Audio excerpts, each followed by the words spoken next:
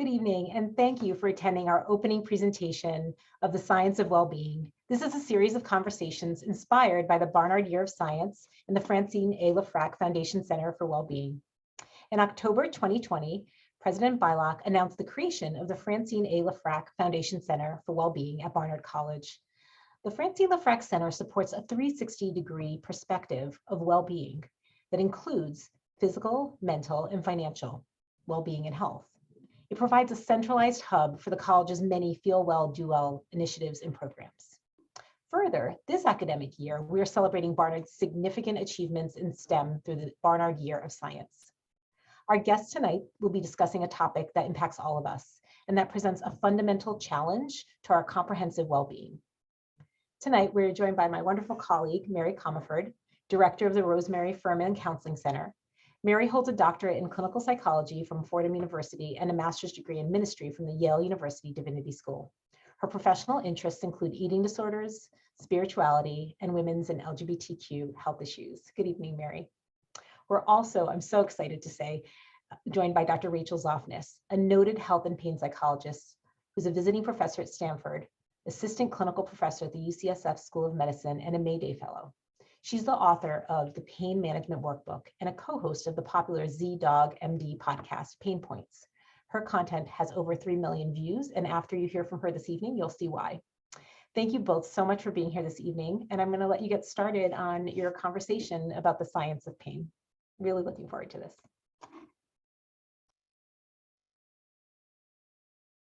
Thanks, Marina. Mary, you are muted. It's the All time. right. It's totally just the new life we live. Right. Anyway, thank you, Marina, and thank you, Rachel. We're so excited to have you. And I have your book right here. And I just want to say, I've already told you, it is a wonderful book, and I'm highly recommending it. This book, I think, really serves the function of helping people get their lives back and remember other identities and parts of their life besides being somebody in chronic pain. So it serves such a valuable function, and we're happy to have it. So let's start off with just sort of a big definition of what is pain and how do we understand it now? So there are lots of different definitions of pain out there, and you ask different people and you'll get different answers. My goal when I talk about pain is to make it as accessible and understandable as possible, because pain is actually very complex. So at the most basic, pain is the body's warning system, and it exists to protect us. And I remember learning when I was a neuroscience nerd undergrad at Brown that there were people who were born without the ability to feel pain. And I remember thinking, that sounds rad. Like, I would love to not. And then, of course, you learn that people who cannot feel pain do not live very long, because again, pain is the body's warning system. It's the danger detection system. And one issue with pain is that there's this myth that's been propagated for various reasons, including pharmaceutical reasons, that pain is a thing that lives exclusively in the body, in the part that hurts. So we often have been told that. So, and it's also reasonable to believe that. So if you have back pain, it's reasonable to believe that your pain lives exclusively in your back.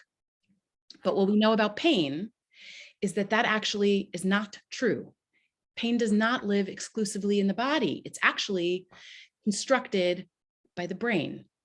And there's a bunch of reasons why we know that, including this thing called phantom limb pain, where someone loses a limb and they continue to have terrible pain in the body part that isn't there anymore. And if you can have terrible leg pain in a leg you don't have anymore, that tells us, of course, that pain must be constructed somewhere else, and that somewhere else is the brain. And the reason I say that as part of our definition is because if we don't know where pain lives, we don't know what pain is. Thank you. And you talk a lot in your book about the many different approaches, that we're not just dealing with the body or the localized area, but there's a biological approach, a psychological approach, and a social approach. So can you talk a little bit about that? Totally. Okay. So I'm going to use a nerdy word because I'm a self-proclaimed nerd, and I say that with great pride. Part of the definition of pain, when we talk about what it is we have all been told that pain is purely biomedical, And by that, I mean, we are taught to believe that pain has just to do with biology and anatomy. And that is a big lie. It's a big lie. Pain is actually this word, biopsychosocial. And what that means is, as you said, pain, of course, has biological components like tissue damage and system dysfunction. And there's a million things that contribute to sleep in this bio bubble of pain. So sleep and exercise and diet, and there's a million factors in this bio bubble. But biopsychosocial means that there's actually 3 domains of pain interacting at all times, always, whether your pain is acute pain, and that means short-term pain, 3 months or less, or whether your pain is chronic pain, and that's 3 months or more. So we've got the bio, tissue damage, system dysfunction, inflammation, all of those issues, hormones, all the things that contribute to pain. But then we have the psych bubble, or the psychological bubble. And just to say about that, I am a pain psychologist. No one has ever heard of a pain psychologist, and no one wants to come to a psychologist when they have pain. And I mean no one. I am like this used car salesman, and I have to explain why it's useful to see a psychologist for pain, because everyone, as we all know, including me, by the way, my whole life until I really learned about pain, you just want to go to a doctor and you want to get a pill, or you want to get a procedure to cut out the thing that's wrong with your body, which again is why it's so important to relocate pain to the brain. So I just want to say for a moment, what lives in the psych bubble? I mean, there's so much stigma around psychology for pain, and I just want to remove that for a moment. So what research tells us is that the things we think affect the way our bodies feel. This is like a known entity, because of course, thoughts don't just live in your head, believe it or not. Thoughts are also experienced in the body. If you've ever had stressful thoughts, you know stressful thoughts can trigger stomach aches, for example, or tension headaches, or jaw pain from clenching your jaw. So in that psych bubble, we have the things you think. Thoughts affect pain. Neuroscience tells us that that's true. And emotions also affect pain. And hopefully we'll get to the why. But what we know from science is that negative emotions, frustration, stress, anxiety, anger, depression, will amplify pain. Negative emotions amplify, doesn't matter what kind of pain it is. It could be migraine pain, post-surgical pain, cancer pain, doesn't matter. So we've got thoughts, we've got emotions, we've got memories of past pain experiences. Research shows that early memories of pain affect later experiences of pain. And we also have coping behaviors in our psych bubble. And what I mean by that is, as everyone here knows, because we've all had pain, it's coming for all of us, no way around that, behaviors affect pain too. So what we commonly see with chronic pain is this understandable, totally reasonable response to pain, which is staying inside, staying home, missing out on life and work and social activities and beloved hobbies and exercise and movement. And I've been there too. Most of us have been there. It's reasonable. However, what research shows is that that model keeps us stuck in a chronic pain cycle. The doing nothing cycle can last people 10 years, 20 years, and it doesn't cure pain. So the way we interact with pain, the way we cope and manage pain actually can change our pain experience, because movement, believe it or not, can change the pain we feel. And it depends on what's going on with our bodies, but changing our behaviors can change our pain. And then we have the social or the sociological bubble. So we've got our bio, we've got our psych, we've got our social or sociological, and I call that the everything else bubble, because everything else lives in there. So that's like socioeconomic status and race and ethnicity and your family and toxic relationships and friendships and whether you feel supported or isolated and alone. And there's so much research on the role of isolation and pain. During the pandemic, surprising to no one, chronic pain went through the roof. And that's because the pandemic affected not only the bio and not only the psych, but also the social. I mean, everyone was suffering, and it's in large part due to the social isolation that we all experience. So pain lives in the middle of those 3 bubbles. So again, pain is super complex. It's never, ever purely biological. That's the lie we've all been sold. But if you want to treat pain, you have to target all 3 bubbles. And what we do in Western medicine is we exclusively target bio. And what that means is, as we all now know, we're now missing 2/3 of the pain problem. Only targeting the bio does not target chronic pain. You know, I think going back to your point that people don't want to come see you, I think that people with chronic pain are so sensitive to any messages that it's all in your head, or that if you just thought positive thoughts, you could get over this, or any kind of minimizing, invalidating response that they often can get from the medical community. So can you talk a little bit more about that? Couldn't agree with you more. That is a message that people are often given. The problem with that, and I'm going to say something that might anger some folks, so just bear with me. There's a real lack of pain education in America. I mean, around the world, but like psychologists, as we all know, almost never get trained in pain. It's just not part of our training, because in Western medicine, we have this divide. Either you have physical pain and you see a physician, or you have emotional pain and you see a therapist. But guess what? Pain is processed by the brain's limbic system. Pain is processed by the brain's limbic system, which is our emotion center. And what that means is that this experience we call physical pain is both physical and emotional 100% of the time. All pain, all of it, is always filtered through your emotion center before it becomes the thing we call pain. So pain is always physical and emotional. But like you said, there's so much stigma and there's not enough pain education. So 96% of medical schools in the United States have 0 dedicated compulsory pain education. That's a recent statistic from a 2018 paper.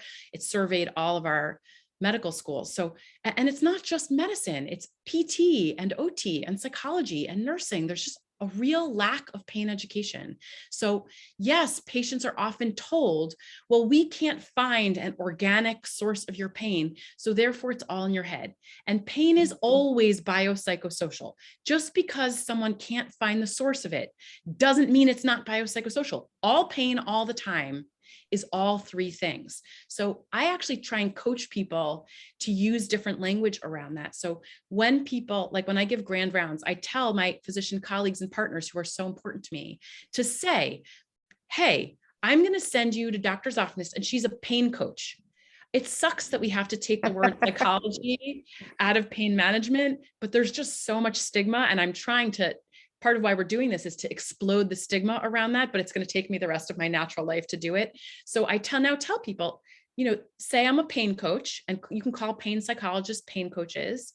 And you say, if it's okay to go to a soccer coach to get better at soccer, it is okay to go to a pain coach to get better at navigating pain, because living with chronic pain is really hard and you deserve some support. So I try and change the language around it, but the stigma is real. And the reason the stigma exists is because we have a biomedical incorrect frame for what pain is and how it works. And if everyone knew that pain is both physical and emotional 100% of the time, perhaps there would be less stigma around pain psychology.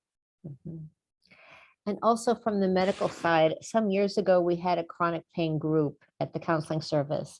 And we spent so much time listening to them complain about the treatment and the responses they had from their medical doctors, that they felt shamed, they felt invalidated, they felt pathologized, and then they become very sensitized to feeling crazy. And they're reluctant then, I think, to seek out this help. So I think you're trying to chart a careful path to not say it's in people's head, because there are some things they can do from their head, but not to blame or invalidate their experience of pain. So I can sense you're navigating this middle ground here. You got it. You got it. And it is it's a sort of like a difficult path to walk, because I'm always offending somebody at the end of the day, but it's just so important to me that people understand pain. And I mean, what's crazy is that my patients get better. And I don't say that with arrogance. I say that with like sort of surprise. Like I work a lot with teenagers. I happen to love that age group. And I get these children, because they are children, who have been in bed for 4 years. They have been in bed for 4 years, and they have been on 40 medications, and they have seen 14 physicians.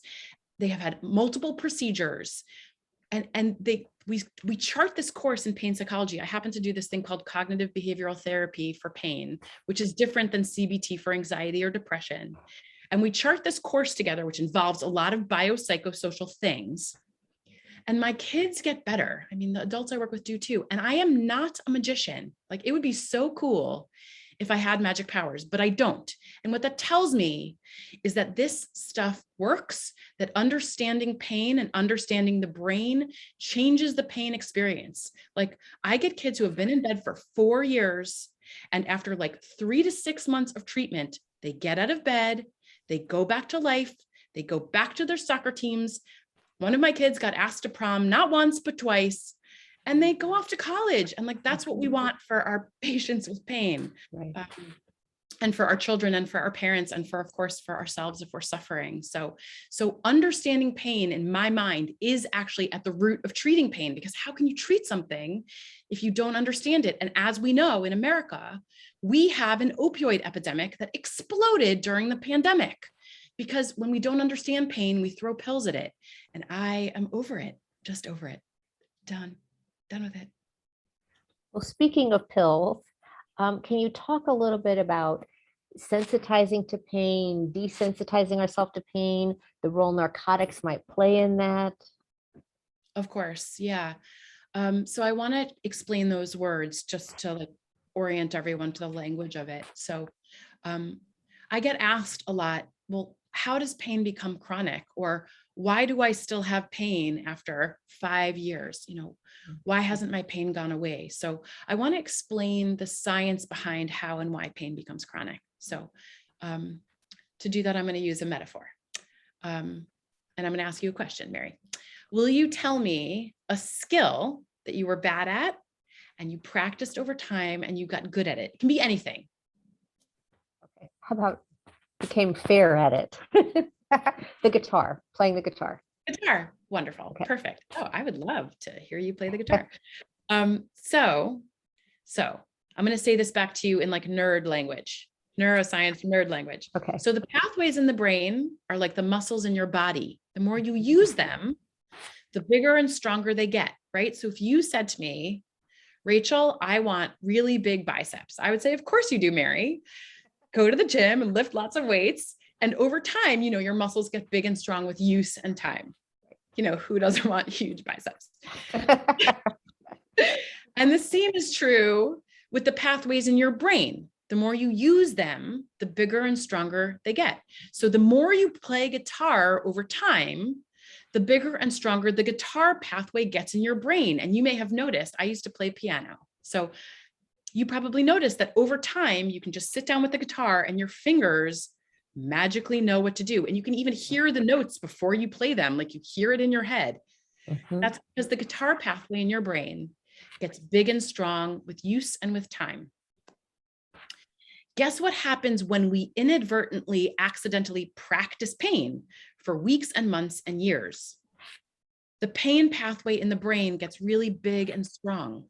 And when that happens, we say that the brain has become sensitive to pain.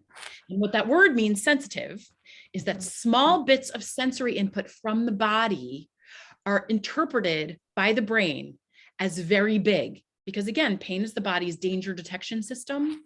So what's happening when your brain is sensitive is that there's small bits of input coming from your body and your brain is interpreting it as an emergency, and it's producing a lot of pain to protect you when it doesn't need to.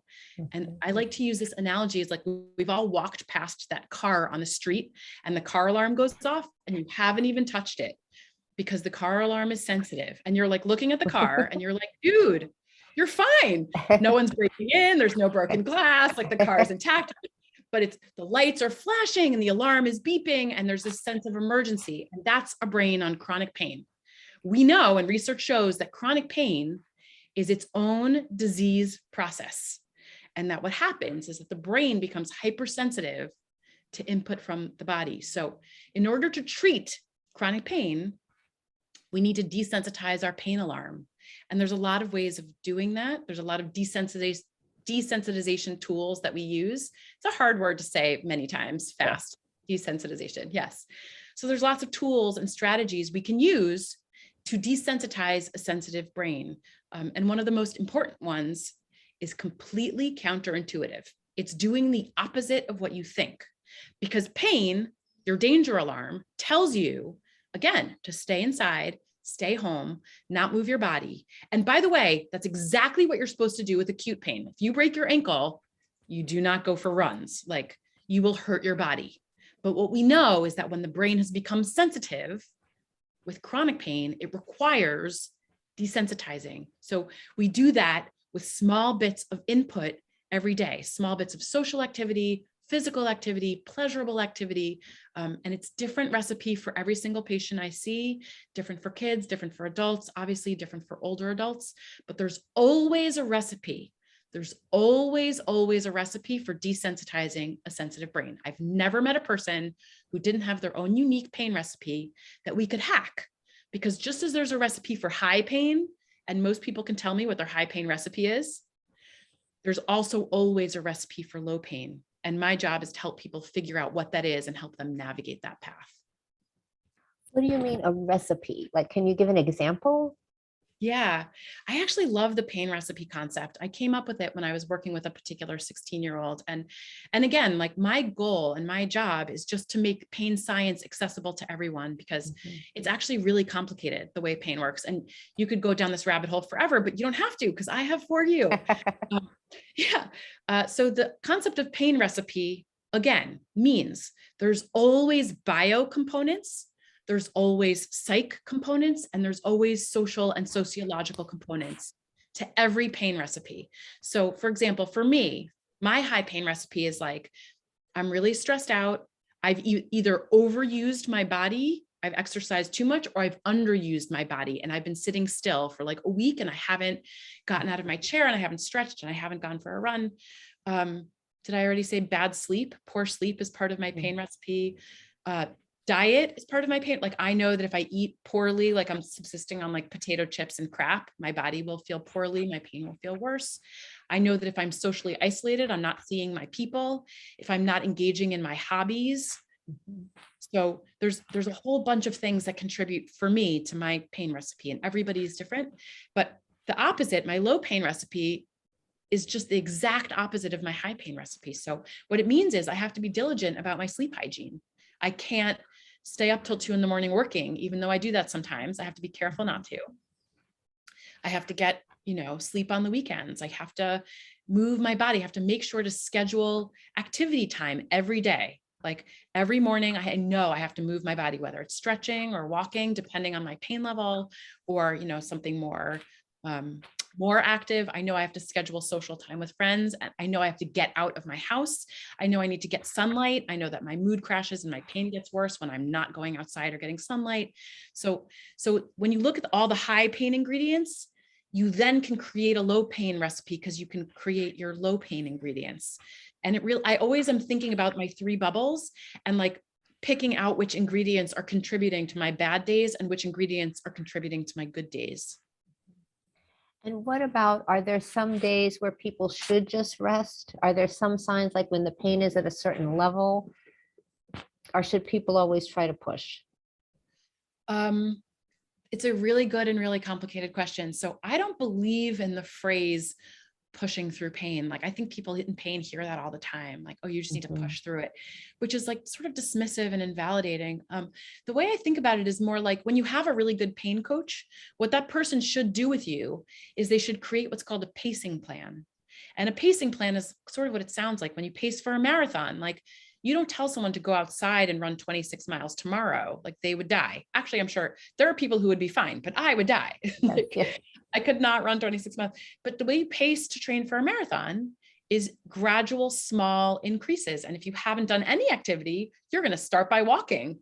And maybe you fold in a little bit of jogging, a couple of minutes, and then running, and then more running. And then you gradually increase your tolerance, and your brain and body get more and more used to that activity over time. So a pacing plan for pain involves just that. So it can be, I usually ask my clients, like, tell me a favorite valued activity that you miss that you want to get back to, because it can't be a thing I want them to do. It has to be something they organically want to do. So one of my clients was loved Irish dance. So we put together a pacing plan for Irish dance, and a pacing plan has built into it this awareness that some days are really bad. high pain days. Yeah. So what we do, and on those days you feel like you can do zero activity. So with a pacing plan, we put together a good baseline, and a good baseline on a good pacing plan means that even on a bad day, you are going outside and standing in the sunlight for 5 minutes. Even on your worst pain day, you're doing something to desensitize your sensitive brain always, every day. You're not going for a run, obviously. You're not going to your Irish dance class, but you're doing something to desensitize your sensitive brain. That's good. Can you talk a bit about is there a role for medication? Yes. So yeah. So I'm always careful to say, like, I am in no way anti-medication. Like, thank God for medications for pain, and particularly acute pain, because, post-surgical pain, you don't want to mess with that. Like, something has been done to the body and your brain is giving you these terrible danger messages. So thank God for medication. However, here's what science tells us. There is not a single pain medication that is effective over time for chronic pain that doesn't have side effects that are equally as dangerous and bad for the human body and brain. For example, with opioids, there is this condition where we know that the brain becomes hypersensitive. And in fact, what happens is that the brain becomes more sensitive to pain over time with long-term opioid use. And I am not opposed, but I do think that people should know that what the science tells us is that there's this opioid-induced hyperalgesia that happens because that's what opioids do to the brain. They sensitize the brain, and that's not what we want. So there are medications that are absolutely very effective for pain management, and some that, of course, can be well used and well tolerated for long-term use, of course, with supervision. But we never want to rely on medications as our only pain management strategy. Because again, if pain is biopsychosocial, it requires a biopsychosocial solution, and medications only target the bio. Medications miss 2/3 of the pain problem. So I see clients who are socially isolated and lonely, and they're in toxic marriages, and they've experienced death of a child, like massive amounts of trauma. And by the way, trauma and pain are best friends 100% of the time. The comorbidity, the co-occurrence of trauma and chronic pain is up to 80%. So if we have trauma, we absolutely need to treat our trauma if we're going to treat our pain. But just to say, the big picture is like medications only target bio. If we want to target chronic pain, we have to target bio and also psych and also social, or we're missing the pain problem. Yes. Yep. Can we also talk about pain neuroscience? I don't know if we have time for that, but I really am dying to do it. Sure, go for it. Yeah. Okay. Sure. You can tell I'm a nerd. Like, if I'm excited to talk about pain neuroscience, it's like, okay, the reason I want to say this is because it explains the basics of why I insist that pain is biopsychosocial. So again, we have already relocated pain from the back or pain in the knee to pain in the brain. So we've relocated pain to the brain. So there's lots of different parts of the central nervous system that process pain, lots, but I want to talk about 3 in particular. So one part of your brain that processes pain is your prefrontal cortex. And that's the part of your brain responsible for attention, or what you're focusing on. Another part of your brain, there's a lot, by the way, there's many, but just want to talk about 3. Another part is your cerebral cortex. And that's the part of your brain responsible for thoughts, because thoughts impact pain 100% of the time. And then there's your limbic system. The third part of your brain is your limbic system. And again, that is your brain's emotion center. And to say that differently, 100% of the sensory messages from your body filter through your emotion center before they become the thing we call pain. So pain is both physical and emotional 100% of the time. And I want you to imagine that you have what I'm going to call a pain dial, and it operates like the volume knob on your car stereo. So you can turn pain volume up and you can turn pain volume down. And there's a lot of things that change pain volume. And again, I want to say 3 things in particular. So medication, of course, can change pain volume, but I'm going to say 3 things in particular that change pain volume. One is stress and anxiety. What does that mean? So when we are stressed and anxious and our bodies are tense and tight and our thoughts are worried, science tells us that our brain sends a message to the pain dial, amplifying pain volume. So stress and anxiety amplify the pain we feel. Thing two is mood and emotions. So when our mood is low and our emotions are negative, we're sad, we're miserable, we're depressed, we're angry, our limbic system sends a message to the pain dial, raising or amplifying pain volume.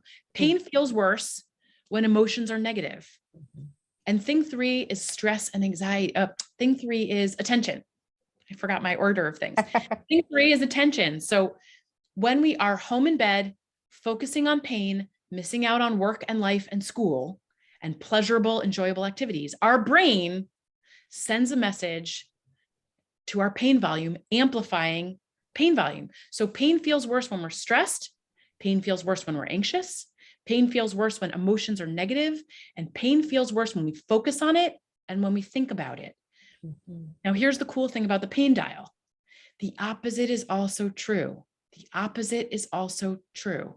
So when stress and anxiety are low, the body and the muscles are relaxed and calm, and our thoughts are also calm.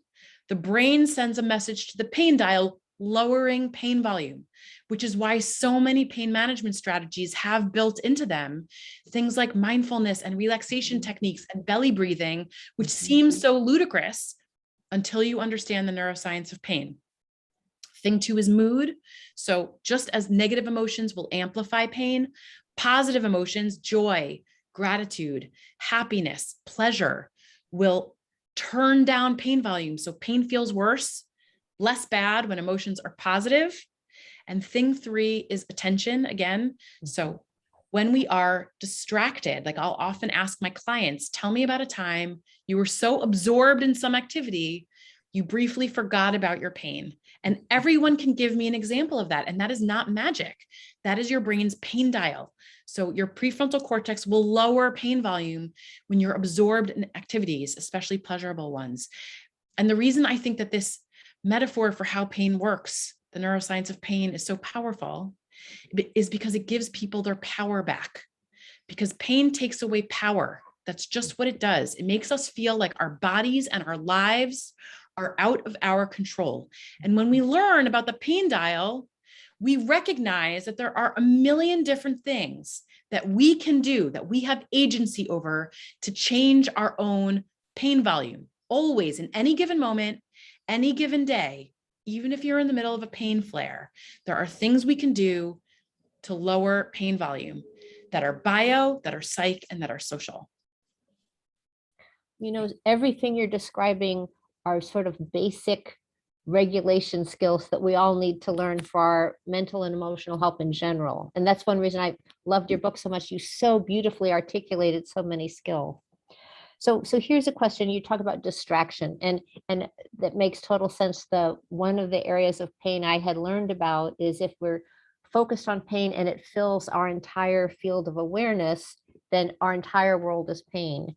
However, if we start to open our focus beyond and to other things that are distracting, that pain is only a small portion of our field of awareness, and as a result feels minimized, although it may still be significant. So when do we choose tools that just distract and take us away? And then you've also talked about times where you actually go into the pain experience and describe it, like immerse in the pain. So can you talk about both of those techniques and when might we choose one or the other? Yes. Did I mention pain is complicated? So when I see clients who avoid thinking about their pain and avoid talking about their pain, that's a red flag for me. It tells me that there's something going on there.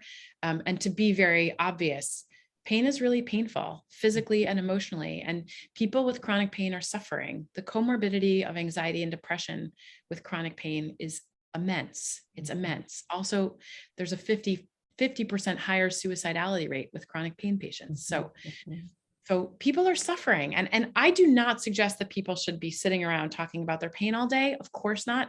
We know that that's actually not helpful. But when there's an avoidance process at play and people are actively not talking about it and not thinking about it, I always want to help them with that. So there are some skills that we use, like a mindfulness for pain thing, where we do want to go into our bodies and examine our pain and look at it and notice how it's changing.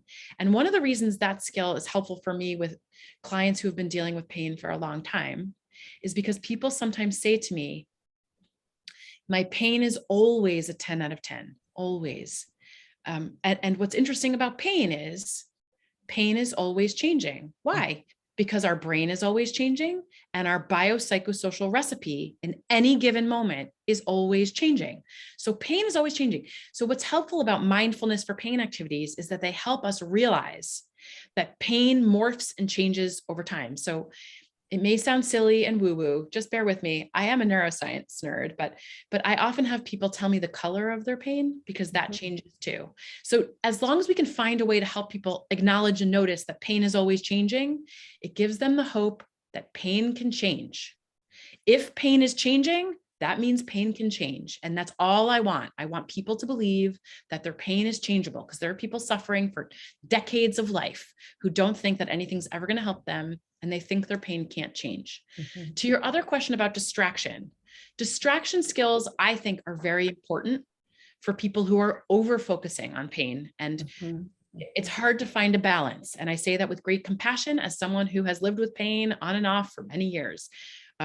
Of course, when you have pain, you think about it. But what we do not want is people ruminating about it. And ruminating is this word I happen to love, which is sort of like washing, that yellow shirt in the dryer, just like tumble around forever, and it never ends. And your brain just thinks about it constantly, hoping that if it thinks about it a lot, maybe you'll come up with a solution. Like your brain is trying to help you, but ultimately ruminating is not useful. So for people who are thinking about pain constantly, endlessly, I actually want them to distract, because neuroscience tells us that engaging in activities and not thinking about pain for periods of time can lower our pain volume. And that's actually a very important strategy. And of course, that's particularly important for acute pain. So as we all know, if we want a child to get vaccinated and the child is scared of needles, which is so ubiquitous, distracting them with a screen is often gold. And they're right. And there's also tools you can use to vibrate on the skin. Exactly. Right. And that's not only a distraction technique, but it activates like A fibers versus C fibers in your skin. So it's a biopsychosocial strategy that changes the way pain is perceived, because at the end of the day, pain is your brain's opinion of how much signaling it needs to produce in order to protect you. So there's lots of ways of telling the brain, hey, I'm safe and I don't need a lot of protection right now. So, and that's our job when we're managing pain. It's like, how do we tell the brain that there's not a lot of danger? So there's a lot of strategies for that on both ends of the spectrum. So another technique you use in your book, which I loved, and it can apply to so many Barnard students, is you talk about the pain voice, which I tend to think more generally as like this inner critic, that is very hard on us, relentless, always finding fault. But in terms of the voice of pain saying you're never going to get better, you're not going to get your job back, you're not going to, kind of catastrophizing. And you work so creatively and beautifully with this pain voice. Can you tell us a little bit about how you work with those voices? Yeah. I like to talk about that because, sort of like you said, we all have this negative narrative in our heads. We all do. And that's normal. We have our conscience, and that tells us certain things. And we have this like negative chatterbox. And there's this technique in psychology called externalizing that I happen to really love. And I like to use it with pain. And externalizing is when you take that voice out of your head and you turn it into a character. So I have my clients name their pain voice, like Bob. They give Bob a name, and then they dress Bob up. I ask what Bob looks like. He's short and he wears all red and he has a top hat, whatever, doesn't actually matter. And then from then on, we know that when we hear pain voice, like you said, it's like, I'll never get better. Nothing will ever help me. Nothing's worked before, so nothing will ever work. Or, I'll never play soccer again, or whatever it's saying. We know that it's just Bob, because the problem with the thoughts in our head is that they sound like us. They talk in our voice, and we tend to believe the thoughts that happen between our ears. And my neighbor has a bumper sticker and it says, don't believe everything you think. Yes. I just think it's like, right? It's so right on. It's so right on because it sounds like us, masquerades as us. And so we believe it. And it's very dangerous to believe pain voice. Again, pain is just trying to do its job and it thinks it's protecting you. So great compassion for Bob. He's trying to be your friend. He thinks he's saving your body from danger.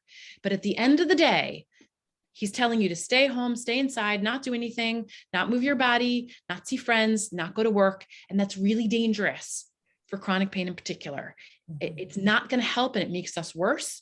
So externalizing, calling pain voice Bob or whatever you name it, can help us zone in on what Bob is saying and the messages and why they're not true. And there's a bunch of activities that we then engage in once we've identified Bob. We want to learn not only how to catch Bob and know what he sounds like, but also we want to check Bob. Like, well, is it true that I'll never get better? Like that thought I'm having, let me check it. Is it actually accurate? It's sort of like, biting into a gold coin. Like I picture a pirate, like biting down. Like, is this real gold? It's sort of like that. Like, let me check this thought. Is it real? Is it true? Or is it a trap? And then like, once we've discovered that it's fake gold, it's a trap, it's not the truth. What do we do with it? What do we do about it? And it turns out there's a lot of things that we can do with Bob thoughts. And now that we know the neuroscience of pain, we know that negative thoughts, catastrophic anxiety-provoking thoughts, raise pain volume. They trigger stress and anxiety, which turns up the pain dial. Right. So this is the reason that thoughts are so important when we talk about pain management, because as long as we've got stuff in our head that's amplifying pain volume, we're going to continue to be in pain. So we want to target negative, catastrophic, fortune-telling thoughts that are keeping us stuck in this pain cycle, and then figure out how to talk back. So that's the other part of this piece. The third part is, how do I talk back to Bob and find thoughts that are actually helpful, healing, coping thoughts? So that's part of the CBT for chronic pain thing that we do.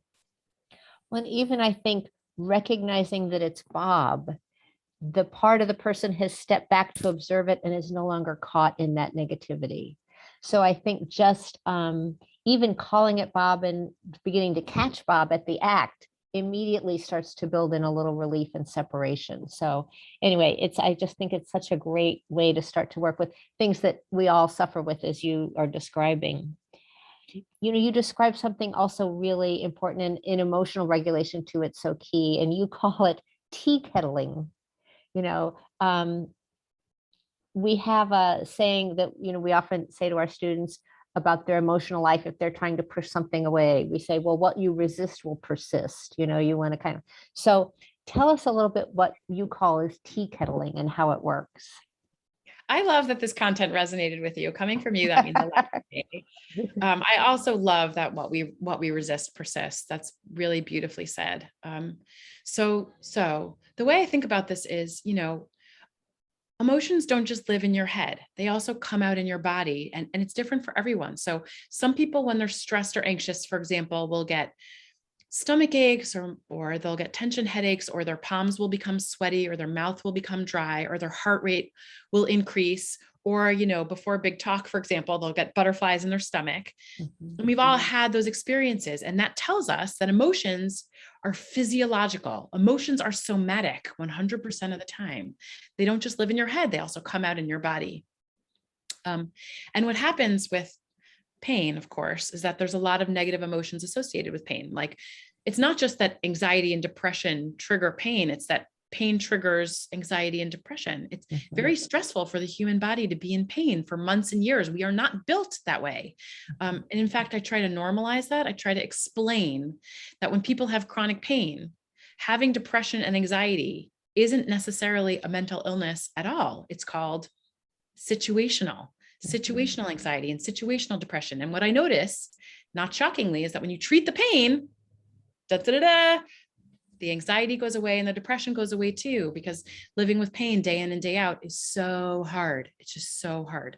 But back to your question, negative emotions need a place to come out when they live in your body. And one of the ways that we can release negative emotions is by tea kettling.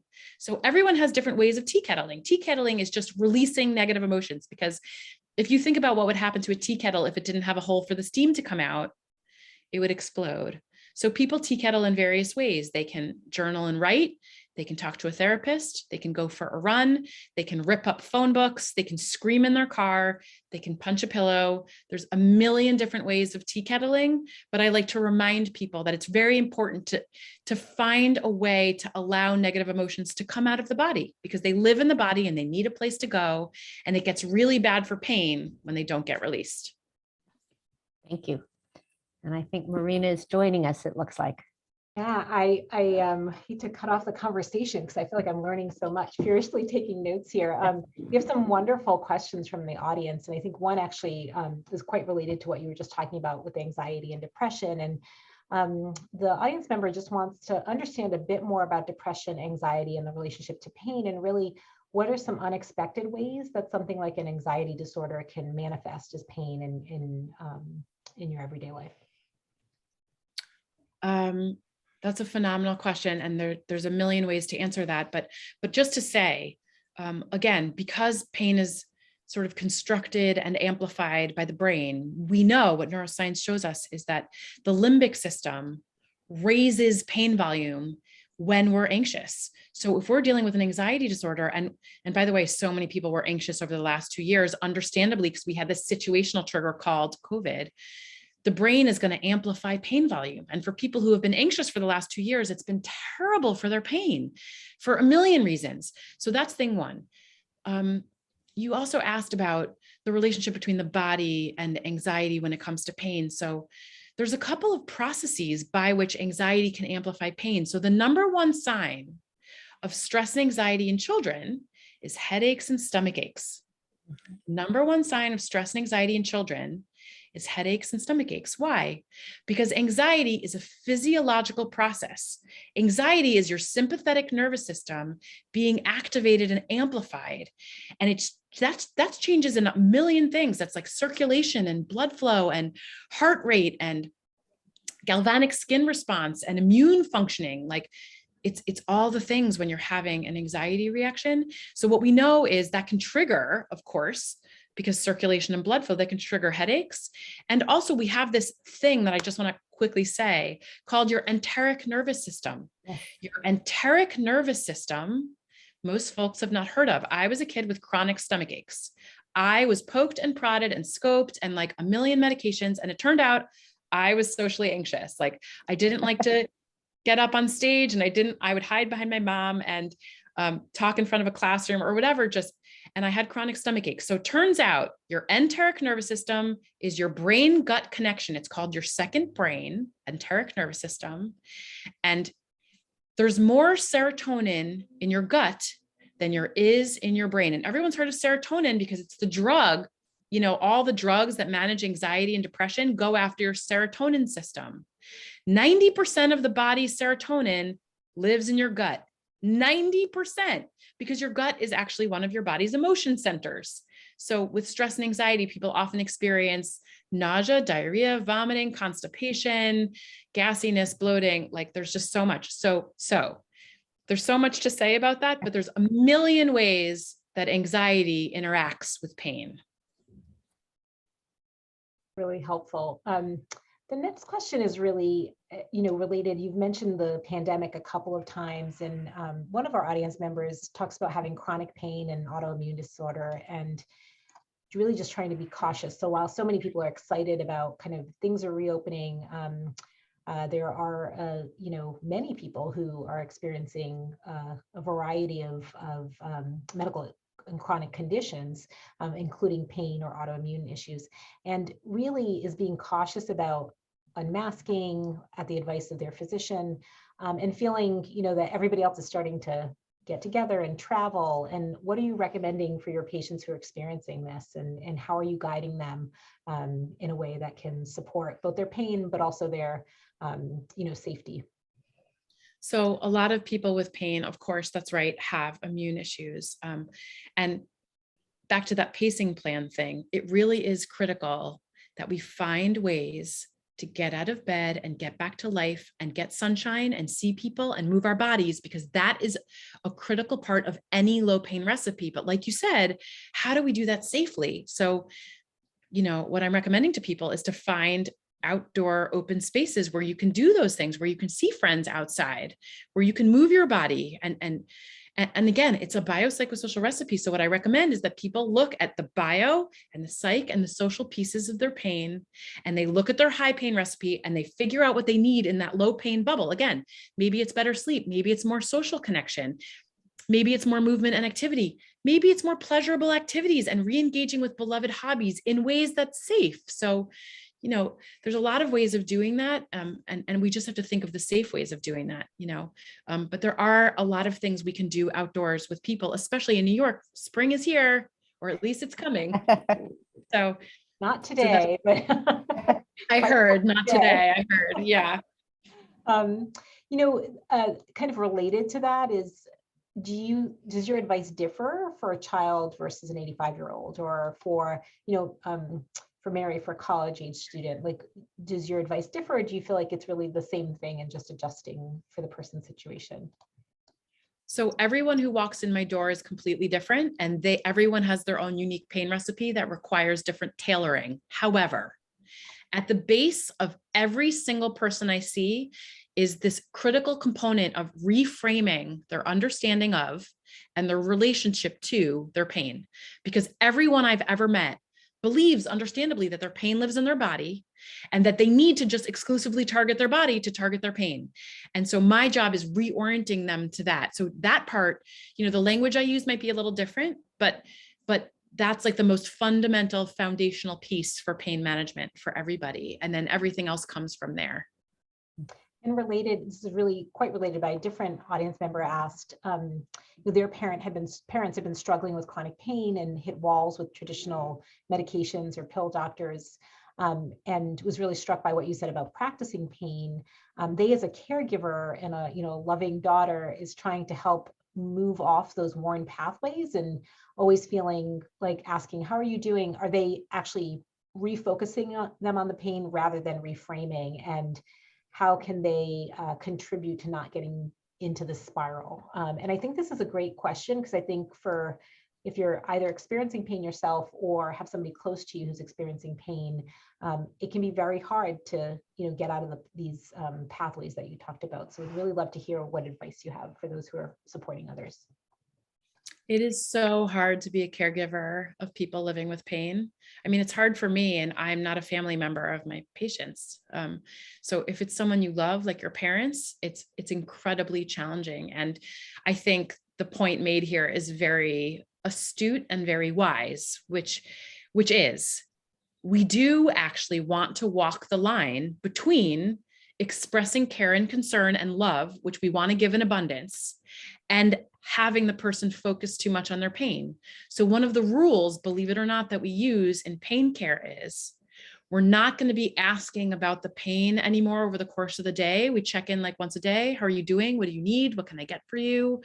How's your body feeling? But we're not talking about pain all day, every day. And again, of course, if there's like an avoidance component, then I, as a provider, I want to like delve into that. But as a daughter or as a sister or as a mother, we can't do that. Like, we can't be providers and family members. It doesn't work that way. No matter, like, I can't treat family members with pain, no matter how much I want to. And of course I want to, I can't do it. I have tried. It doesn't go well. It's not something we should do. We can't, but you're right that we don't actually want to focus on pain all day, every day. We don't. So, we want to, usually what we do. So the example I give is, like, I was working with a client who was outside, like, playing with his dog, and his mom was like, okay, it's time for your check-in. What's your pain number, 0 to 10? And of course, what happened was the kid stopped playing with his dog and he grabbed his legs and was like, oh my God, I'm at a 7 out of 10. And like, he was coping with his pain and he was distracted and his prefrontal cortex was lowering pain volume. And then of course, all of his attention shot back to his pain and he felt worse. And that is a thing that happens. That's just how pain neuroscience works. So it's an astute and wise question. And it's always sort of like a fine line that we want to walk. And do you suggest that, caregivers or support systems are explicit about that? Look, not that I don't care about your pain, but I'm we're going to do this reframe. I'm going to ask you once a day. Is that your advice? That's exactly my advice, because so usually I have these conversations with caregiver and client together, and I explain the neuroscience of pain, and then caregiver understands and patient understands that this is the method to the madness. Like, it's not random, it's not arbitrary, it's just neuroscience. And because sometimes caregivers feel mean or unkind. And that's why the science is just so critical, because it explains why we do the things that we do. It's really helpful, really great framework. There's a number of questions about impact of medication. So the first is, have you noticed impact of the opioid epidemic on patients' approach to their pain? For instance, are patients more or less likely to seek treatment or non-pharmaceutical treatments? And this is something I definitely see in adolescents and young adults, and wondering sort of how you've been able to manage that, or how that comes up. Opioids are such a sticky and tricky subject. I always have to talk about it so carefully. And the first thing I want to say is, I have so much compassion for people who are managing their pain with opioids, because that has been prescribed by their physician. It is their medicine. It's the only pain coping strategy they have been given, and they are desperate to feel relief. So I have nothing but compassion. And again, what science tells us is that opioids sensitize the brain to pain over time, which is why it's so horrifying to go off of opioids, because your brain is suffering now extra, which is of course what people with chronic pain need, extra suffering. That's great. So the thing that hurts my heart the most about opioid long-term, not short-term, but many years of opioid use, is that people become dependent behaviorally, their brain, but also they feel like, this is my only pain management strategy. Please don't take that away from me. And that is heartbreaking, because at the end of the day, if their physician had explained how pain works, they would know that there's a whole recipe, there's an abundance of things that we can do to change pain volume. Yes, opioids can lower pain volume short term, but long term, what? We don't want to be on opioids for 20 years. That's not actually the answer. And again, we're just focusing on the bio domain. So yes, I do see less pain management strategies in the psychosocial bubbles. But again, it's not people's fault. It's just what they've been told. It's what we've all been told. Yeah, we're running out of time. There are a couple more questions that I think we'll sort of get to you, so that we can answer really more about some other modalities, ketamine, a spinal cord stimulator, things like meditation and acupuncture, which I'd really like to hear about.